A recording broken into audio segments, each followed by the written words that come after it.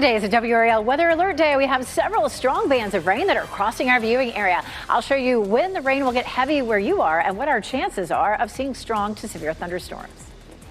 Plus, market meltdown. Investors try to assess the damage from President Trump's tariffs, how the White House could plan to, how the plan could impact farmers in our state.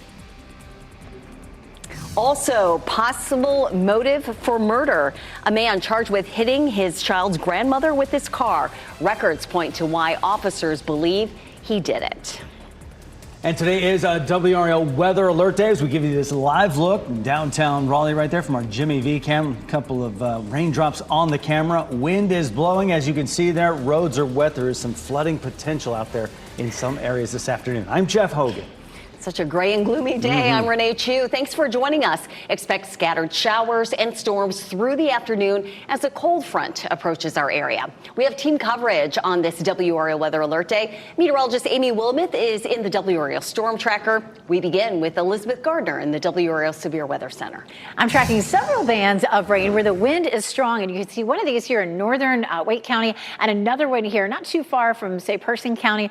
Both of these look like they have the potential to produce winds right now at 50 miles per hour. That can definitely toss around trash cans and knock down some small limbs. If we get it up to 60 miles per hour, we'll see warnings posted. No warnings so far. We haven't seen any warnings back to the west either as a sort of early line comes through, but definitely a lot of heavy rain and some windy conditions with this as it moves on through. Let's zoom in here to Wake County, and you can see this coming from right around Pittsboro up past Chapel Hill and Durham through northern Wake County, lifting up toward Wake Forest and on up past Lewisburg, all the way up toward Mecklenburg County, Virginia. You can see that heavier line just moved through Roxborough, but again, moving through Clarksville up towards South Hill and eventually over toward Roanoke Rapids. We'll move down to the south, and you can see where meteorologist Amy Willamette is in the storm tracker. Headed down I-40, looks like right around Cary or Morrisville right now. Amy, what are you seeing there? Elizabeth, we actually just passed a wreck that looks like it just happened. No emergency crews on scene, 2 cars involved. It looks like what probably happened is that they ran into maybe some ponding on the road. The rain is coming down fairly heavily here, and then they went off the road. Airbags were deployed. It did look like everyone was okay. They were all kind of standing outside the vehicles, looking at their cars and on the phone, likely calling emergency folks to come and give them some help. So already seeing one accident out here, but fortunately it does look like everybody was okay. But the rain, very, very heavy here. We looked at the radar and said, hey, let's head toward the airport, see what it looks like out on the roads. The rain is coming down heavily, and it's also breezy at times. Elizabeth mentioned gusts up to about 50 miles per hour. It is a little breezy with some of those gusts coming through. So we'll keep you posted here. We'll have another update in the next half hour at 12:30. We'll let you know what we're seeing in the roads around Wake County. Back to you. Thanks, Amy. Y'all be careful out there. That rain is going to continue coming down heavily for hours. We could easily see 1.5 to 2 inches, and of course, ponding on the road. A lot of people will be out during the evening commute, of course, and the weather will be, pretty heavy at that point as well. This is a look at 3 o'clock, and a line of thunderstorms potentially from Fayetteville up through, say, Selma, Rocky Mount, and up toward Roanoke Rapids. That leading edge at 2 to 3 o'clock is where we may see the winds gusting strong enough, of course, to be severe. So we may end up with some severe storms there. And then, of course, we continue to see the rain across our area all the way through the evening. It doesn't stop until we get to early tomorrow morning. Coming up, we're going to take a closer look at how much rain we could see total where you are. And Amy just showed us the messy driving conditions. We would like to see conditions in your neighborhood. When it's safe, take a picture or video and share it with us by going to WRAL.com/report it. And happening right now in the WRAL Live Center, take a look at Wall Street. Dow is down 684 points right now. President Trump knew this afternoon threatening new 50% tariffs against China unless they lift retaliatory duties on U.S. exports by tomorrow. President Trump gave until Tuesday to undo its 34% tariffs. He also wrote that he will cancel all planned talks with China if they do not comply with this demand. We're going to keep an eye on Wall Street and bring you the latest from the Live Center. We also have breaking news this noon. A man charged in a deadly crash that killed a Garner family of 3 tried to get a plea deal to lower the charges from second-degree murder to second-degree manslaughter. The state said it was not prepared to do that. Jordan Porter appeared in court this morning. He's been in custody since the Memorial Day crash that killed Tyler and Susan Campbell and their 8-year-old son, Miles. Porter did plead guilty to other charges that he's facing: reckless driving, speeding, and running a red light. Warrants show he was drinking and smoking marijuana before the crash and going 80 in a 45-mile-per-hour area when the family was hit.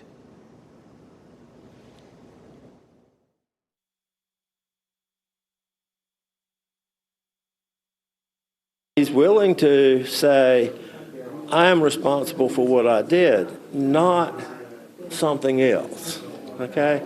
And we'll see what happens, but I suspect it's going to end up being a jury that's going to have to decide, what's appropriate. The state expects the trial to begin early 2026. A Wake County man charged with running over his child's grandmother with his car is due in court today. WRAL's Chelsea Donovan is live outside the Justice Center, where Bradford Brown will go before a judge in about 90 minutes. Chelsea. Yeah, so we went to the Apex home where all of this occurred late Friday night to try to speak to the family. They were visibly distraught and not ready to speak to the media yet. Let's show you the man, though, that is charged in this crime. Apex Police believe this man, Bradford Brown, drove into and killed Fukuyu Bryant, the grandmother of a child, at the center of a custody exchange. Officers responded to a home on Apache Lane around 10 o'clock Friday night to find that child exchange escalated into an altercation between Brown and the child's grandparents. Now, during the dispute, Fukuyu Bryant was hit and killed by a car Brown was driving. Police had to chase him down as he ran from the scene. Now, he's been charged with voluntary manslaughter, but Apex Police believe that more charges could be filed. We'll know more in just about 90 minutes. Now, there was another man who was in the car with him that fled the scene on Friday night. He has yet to be located. If you have any information on that part of this case, you're urged to call Apex Police. Live in downtown Raleigh, Chelsea Donovan, WRAL News. A couple charged in connection with their daughter's death appeared in court this morning. The judge set a $2 million secured bond for Ashley Barnes and Kendrick Rivas. Police warrants say 3-year-old Kylie Rivas died of a brain bleed. The abuse reportedly happened on March 28th. She was not taken to the ER until April 1st. Both are due back in court in Edgecombe County on April 10th. What a mail mess. Take a look at this. This morning, the commute was brought to a halt by hundreds of pieces of mail right there scattered all over I-40. This was near the Page Road exit. WRAL's Sean Gallagher is out there right now, and it looks like things have been cleaned up at this point. Sean? Yeah, Jeff, it's really the rain that's causing the mess here behind me, but you can see traffic flowing smoothly. They've picked up all of that mail, but even just now I found there is the remnants of a lot here. This is just an envelope that's been shredded. No idea where the contents went, so it is made just an awful commute for everyone this morning, but there are still so many lingering questions about what this all means for the pieces of mail that were out there. Now, for hours this morning, this is what I-40 looked like. Traffic backed up while hundreds of pieces of mail dotted the shoulders of the highway. Durham police say there was a crash here just before 6 a.m. after a mail truck dropped several crates filled with mail. They believe the back of that mail truck was not properly secured, causing the crates to fly out onto the road. Now, from a glance at the mail on the ground, it appears most of it was destined for Chapel Hill. And this was much more than just flyers or circulars that you might get. There were a lot of personal parcels on this roadway. We saw credit cards, even a check. And I spoke to the woman who sent that check to her son for his birthday, which is actually today, a check that may never arrive now. It's just kind of shocking and startling. Coming from Richmond down to the Durham area shouldn't take, a week or so. But I'd be more concerned for the person in the accident, or, if they were okay or not. I mean, money's money. That's all I can say is, just surprised. Yeah. Not devastated, surprised. And police tell us no one was injured as a part of that crash. Now, we did alert DPD to the check, so it is in safe hands now, but there are still so many questions we have for USPS. What happens to this mail now? How will they notify people about the mail that was scattered about out here? And then will that mail be sent to its final destinations? I put in a request with USPS to have these questions answered, but haven't had a response quite yet. In Durham, Sean Gallagher, WRAL News. And back here in the WRAL Live Center, following some breaking news, part of I-40 in Durham shut down right now because of this crash. This is a live look at the scene. You can see a tractor trailer appears to have crashed right into the middle barrier there. There are emergency personnel on scene, but traffic is completely at a standstill. If you were traveling on I-40 eastbound, it is best to get off at Irwin Road before you meet this mess, because you are not going anywhere. We are working to learn if anybody was hurt in all of this. As soon as I get more information, I'll bring it to you here in the Live Center. Yeah, over there at I-40 westbound at 15501. Governor Josh Stein is creating a new council to focus on student safety and well-being. The first order of business, coming up with best practices for cell phone use in school. The group will include legislators, school leaders, mental health professionals, and public safety officers. Governor Stein announced the new initiative today when he visited Moore Square Middle School in Raleigh. Too many young people are distracted during class because of their cell phones. Too many are experiencing mental health challenges because of social media. Stein says the council has until June 1st to draft model cell phone policies. Dreamville 2025 is a wrap, and the crews were out early this morning cleaning up Dix Park after a weekend of music and fun. The park is back open as of 6 a.m. today, and an estimated 52,000 people were there for the finale yesterday for Dreamville weekend. Everybody's just chill. There's no animosity. There's no problems.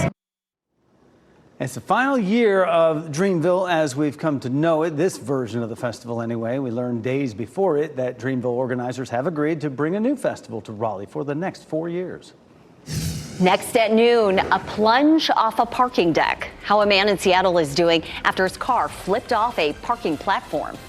Also, tariffs affecting agriculture in North Carolina, the negative impact they could have on farmers in our state.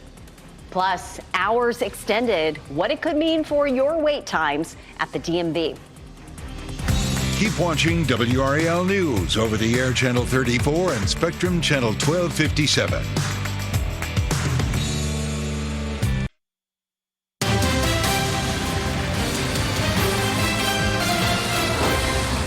An image of and quote from Harriet Tubman have been removed from a national parks webpage about the Underground Railroad. It's one of the latest prominent changes to government websites under the Trump administration.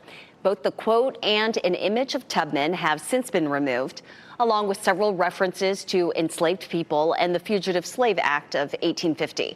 The webpage now leads with commemorative stamps of various civil rights leaders with text including the phrase black-white cooperation. One historian calls Tubman's removal from the Underground Railroad page both, quote, offensive and absurd. House Secretary Robert F. Kennedy Jr. now says the measles, mumps, and rubella vaccine is the most effective way to prevent someone from catching measles. Kennedy's statement comes after a second child in Texas died from measles. The state is currently dealing with nearly 500 cases. Kennedy had previously stated that no vaccine is safe and effective before taking on his role as HHS secretary. He now denies that he is an anti-vaxxer. A 77-year-old man is in serious condition after his car plunged 12 feet off a parking platform at an apartment complex. This happened shortly before 9 o'clock yesterday morning in Seattle. Emergency crews found the vehicle flipped over on its roof. The driver was taken to the hospital for treatment. Officers say the man lives at that complex, and investigators are trying to determine what caused the accident. A 2-year-old is safe after being rescued from a ditch along an interstate in Michigan. The toddler was only wearing a diaper. Video from a thermal image drone shows the moment state police located that child. The toddler was conscious and alert and did not appear to be hurt. They were still taken to the hospital for evaluation. No word on any charges.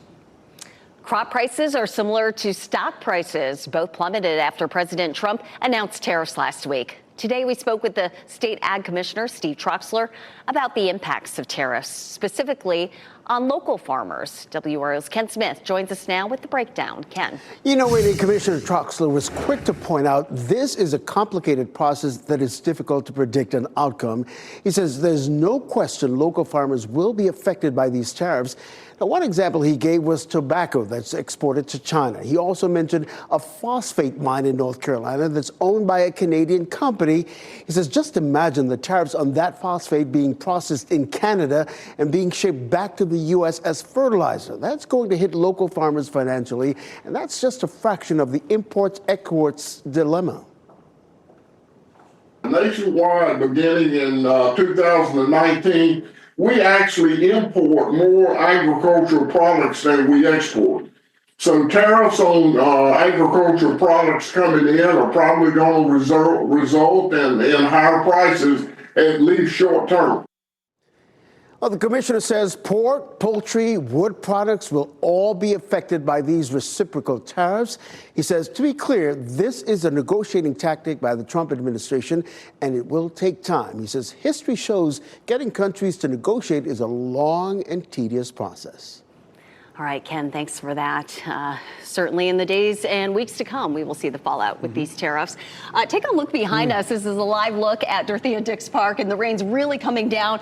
Crews probably were trying to clear all the fencing and barricades from the festival over the weekend. Not getting any work done with this weather. You still see one of the fences right there from Dreamville, and no sign to the end of this just yet. Elizabeth Gardner over in the WRAL Severe Weather Center as we see where that line is. Yeah, look at the big picture. Especially, I wanted to show you what's happening on the southern end of this front. This is where we've had multiple severe thunderstorm warnings and even some tornado warnings. That red shaded area is a tornado watch. Well, all of that's down in Georgia or far south, South Carolina. None of that in our area. However, as I mentioned earlier, we are seeing some winds gusting potentially up to 50 miles per hour. 58 mile per hour winds would trigger a severe thunderstorm warning. So we'll be watching out for that. There is a level 2 risk for severe storms from the Triangle area eastward, with damaging wind being the biggest threat. We're definitely seeing heavy rain already causing problems for travel, and that's going to continue through the evening commute.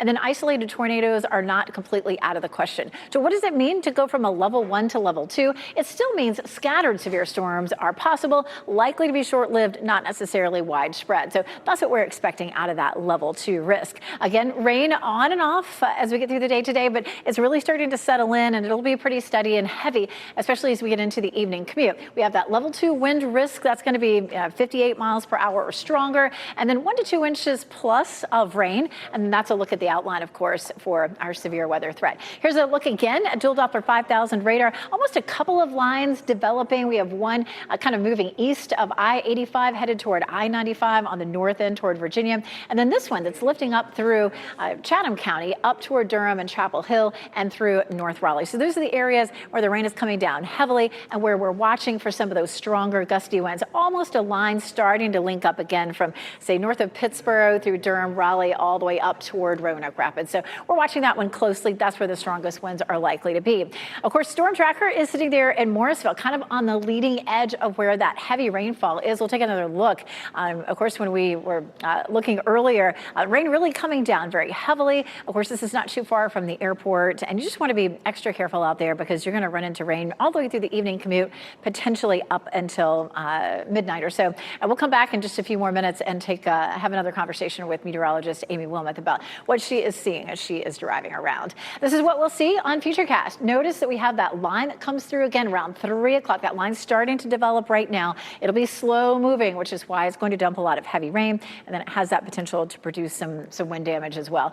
Notice the rain continues. There's 8 p.m. with widespread rain. Finally, by around midnight, it starts to taper off. It looks like it will be over by the time we get to the morning commute. So biggest impacts would be the chance of some flooding and wind damage, and then a small tornado threat. This is a look at downtown Cary here at Fenton, and of course it is wet out there. It's warm. Our temperature is 71 degrees, and of course temperature is going to be a big deal coming up by Wednesday morning. We're going to go as low as 34 degrees. We're going to be watching for the potential for some frost and freeze warnings. In the meantime, we're going to come back in just a little while and talk more about how all that heavy rain and that potentially strong wind will be affecting the rest of the afternoon. And back here in the WRAL Live Center, we want to get you back to that crash on I-40 westbound in Durham. This is a live picture. A tractor trailer seems to have crashed into the median. You can see workers there on scene. They did move the truck away from the wall, but traffic is at a complete stop. I-40 westbound shut down at exit US 15501 because of this crash. I checked. It looks like the road is not supposed to reopen until about 2:30 this afternoon. That's if they can get everything cleaned up.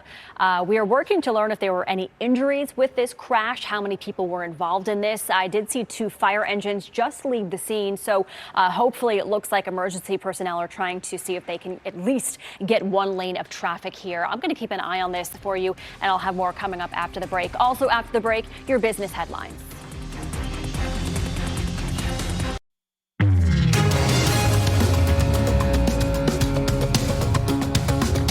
Winston-Salem-based Texas Pete is recalling habanero buffalo sauce and sweet habanero sauce sold in 10 states, including North Carolina. The company says the habanero sauce might contain sriracha sauce, which contains sulfites that could cause serious to life-threatening reactions for some people. The sweet habanero sauce is recalled because the label does not disclose that the product contains red habanero peppers, salt, and vinegar. If you have it, return it to the store for a refund or throw them away. AT&T is ending a feature that allows customers to send emails as texts and vice versa. The service has allowed consumers to send texts via email if they have an active internet connection. The feature will end on June 17th. Carriers like T-Mobile and Verizon still offer it to their customers. It's unknown if they'll also drop the service. The high prices of eggs are causing some Americans to get creative with their Easter celebrations. Several how-to videos are making the rounds of people painting foods like onions, potatoes, even marshmallows. Some social media users say it's a great way to have fun and still save money. A recent study revealed that more than 30% of Americans say they've stopped buying eggs due to their costs. Today we're asking, do you plan to decorate eggs or find a substitute? Share your voice right now by scanning the QR code on your screen or head to WRAL.com/yourvoice. This is a running poll. We'll share results with you before the end of this newscast. Duke is out of the Final Four, but there's still a North Carolina connection in tonight's title game. The Houston Cougars are headed to their first title game since 1984. And Houston's head coach now, Kelvin Sampson, is from Robeson County.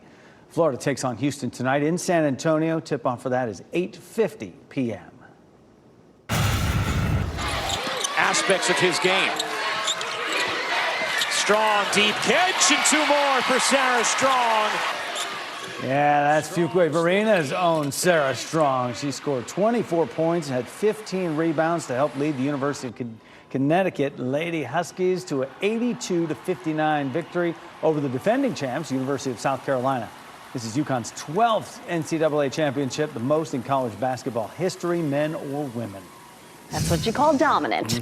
It's a WRAL Weather Alert Day. Our meteorologists are keeping you safe. Team coverage in the WRAL Storm Tracker and WRAL Severe Weather Center.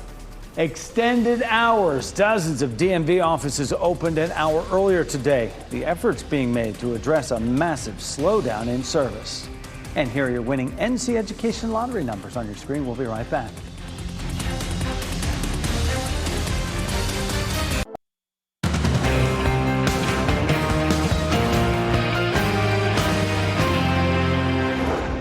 Welcome back. We're keeping an eye on the sky as well as the roads on this WRAL Weather Alert Day. Our WRAL meteorologists are tag teaming this noon. Amy Wilmoth is in the WRAL Storm Tracker. We do want to begin with Elizabeth Gardner in the WRAL Severe Weather Center with a look at this storm's path.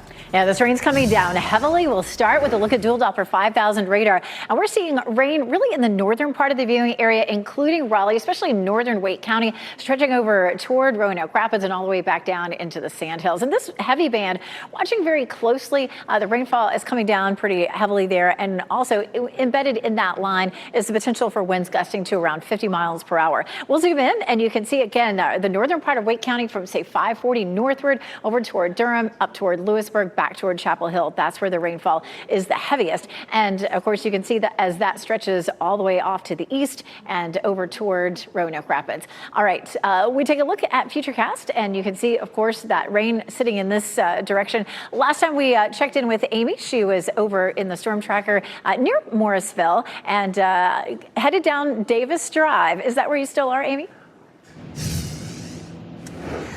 That is correct. We are on Davis Drive, and so we got off 40 just to kind of see what things were like and some of these other roads, and the rain's still coming down. We kind of went south enough to get out of the rain for a little bit, but now we've switched gears and we're going back north where the rain is a bit heavier. So at this location where we are near Morrisville, it's a steady light to moderate rain with some heavy rain. We just drove through the heavy band of rain, and it was very heavy, and there was a lot of ponding on the area roadways as well. And I think that's probably going to be the trickiest part for the evening commute. So this is going to continue through the evening, even into tonight. And so I think it's going to be really slow, people trying to get home from work today. And the WRAL Storm Tracker will be out again, monitoring roads through the evening. So still a bit of a mess out here, Elizabeth.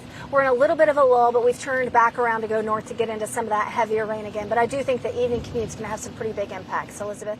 Yeah, thanks, Amy. Again, yeah, y'all be careful out there. I know Ken Smith was up a little while ago with multiple accidents already. And of course, that heavier band of rain will continue to also slide south and east. There's 3 o'clock. And so we're seeing it from Fayetteville through Selma, Rocky Mount, and up toward Roanoke Rapids. And it will continue to slide eastward. And then the rain fills in behind it. Like Amy was saying, here's 5 o'clock with a good bit of rain. And it doesn't stop there. It fills in even more, 6, 7, 8 o'clock, and is likely to fall all the way up until around midnight. We should be dry by the time we get to the morning commute. We're going to talk a bit more about how much rainfall total you could see where you are coming up.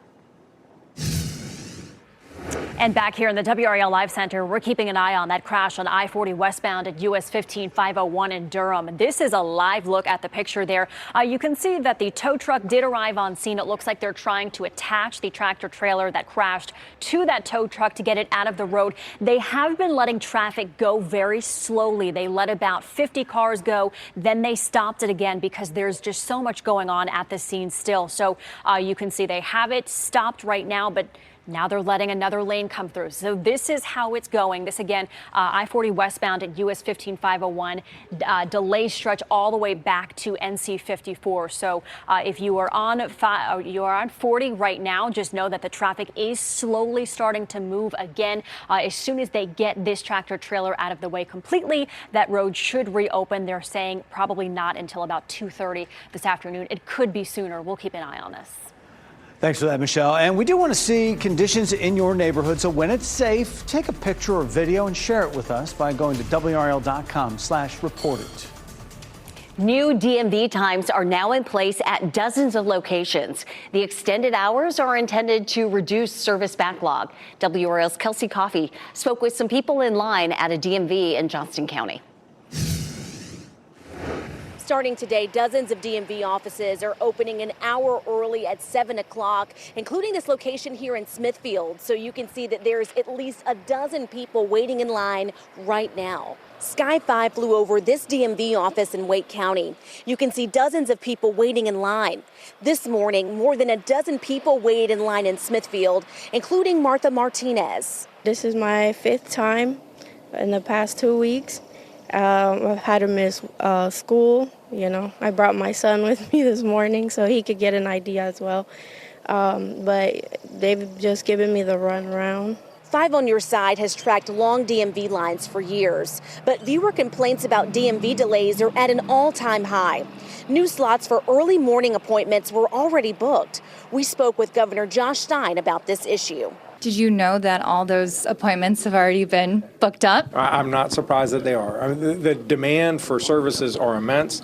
Look, we need to pay our folks better than what they've earned. We need to fill all the vacancies. We need to operate more effectively. Right now, there are 3 factors contributing to backlogs: in-person license renewals, staffing shortages, and the May 7th deadline to get a real ID. That's just 1 month away. Most DMV offices in Wake, Durham, and Orange counties already open at 7 on weekdays. Right now, the state is looking to replace the current DMV commissioner, Wayne Goodwin. We'll be sure to keep you updated on when they name his replacement. Kelsey Coffey, WRAL News in Smithfield.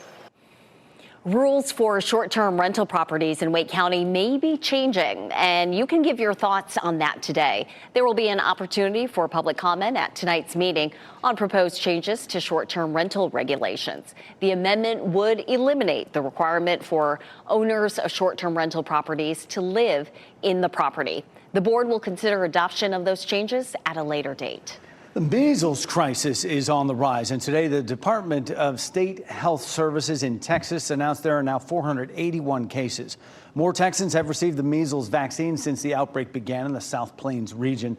But NBC's Priscilla Thompson reports doctors believe more shots still need to be given to contain the crisis. This morning, the measles outbreak in Texas growing more deadly. Health officials confirming an unvaccinated school-aged child in Lubbock with no reported underlying conditions is now the second to die from the highly contagious virus. We have lost a bit of our future, which could have been prevented with a vaccine that is 97% effective. The victim, an 8-year-old girl named Daisy, according to Health and Human Services Secretary Robert F. Kennedy Jr., who traveled to Texas Sunday to attend the girl's funeral.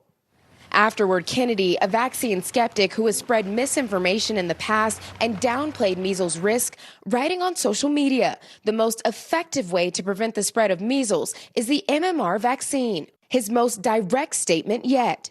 More than 600 cases have been reported nationwide this year, more than 480 of them in Texas alone, including a 14% spike in just the last week. We just don't know how bad it's going to get.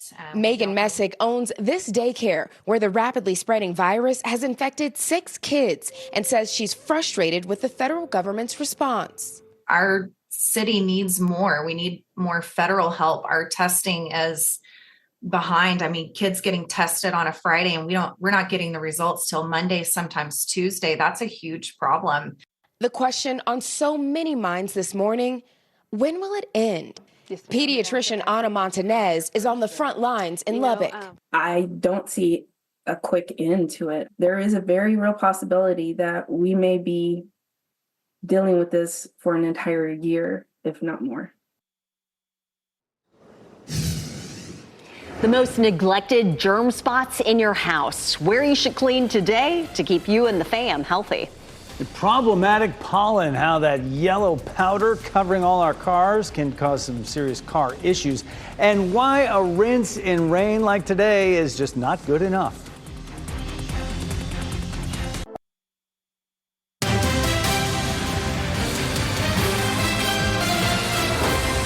The Trump administration rejected a plan to allow Medicare and Medicaid to cover weight loss drugs like Zepbound and Wegovy for some recipients.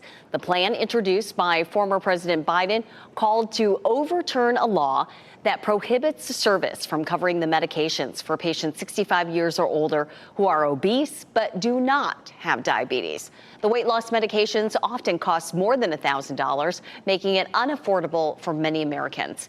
Medicare currently only covers Ozempic for diabetes treatment. Many Americans try to follow a heart-healthy diet, but it's also important to eat foods that keep your eyes healthy. Dietitians say a low-fat diet with lots of fruits and vegetables, lean meats, seafood, and plenty of water is especially beneficial to vision. The foods include salmon, which is high in the 2 types of omega-3 fatty acids that are essential for the function of the retina.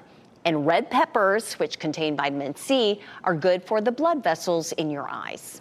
No carrots in there. What's going on? Oh, the sounds of spring, you know them, the sniffling, sneezing, and coughing. If you're trying to avoid getting sick, it is important to make sure you regularly clean those germ hotspots in your home.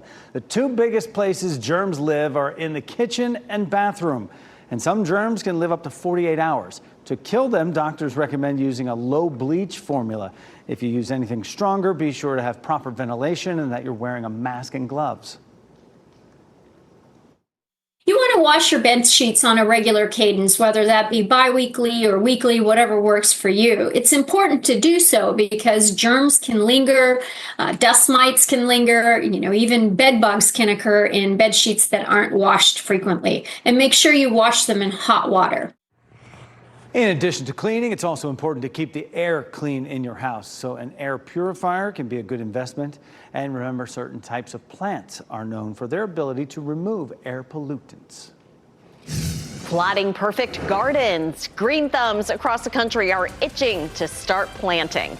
Not so fast. After the break, we're digging up the tips and tricks to planning a perfect garden. And delay of game, a dramatic entrance at a championship playoff game reaches a new peak. How fans were rewarded for their patience.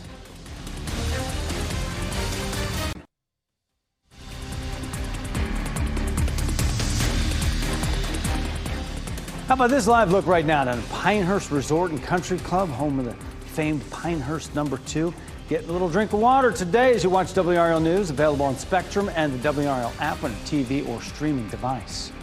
Sunshine, budding trees, and bird calls may be tempting gardening fanatics to start getting to work, but horticultural experts say your eagerness could set you up for failure down the line. It's too early, though, to do a lot of cultivation. We could be disturbing or harming our soil health by breaking ground right now. Horticulture experts say that it's best to wait until the last frost to plant most vegetables and flowers. Instead of breaking ground now, gardeners should use this time to plan and identify any problem areas like wet spots and shady spots. And it's also a great time to replenish tools like your gloves and soil and hand trowels.